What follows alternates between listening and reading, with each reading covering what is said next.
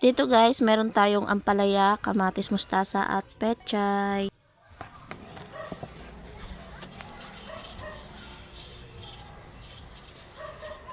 At dito banda guys, meron na pa tayong naunang tinanim na okra. At tingnan nyo naman guys kung gaano kalulusog ang ating tinanim mo.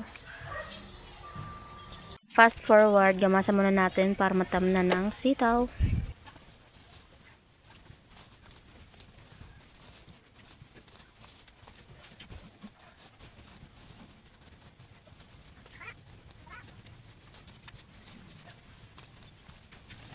Nakatapos lang tayo guys. So, bukas guys, ayun naman guys, yun. Bukas hapon na kasi guys. Oh. Medyo ano na. Patang makulit to. Ayan yung gawa ko kaninang umaga ito. At bukas ako'y magtatanim ng ampalaya at sitaw.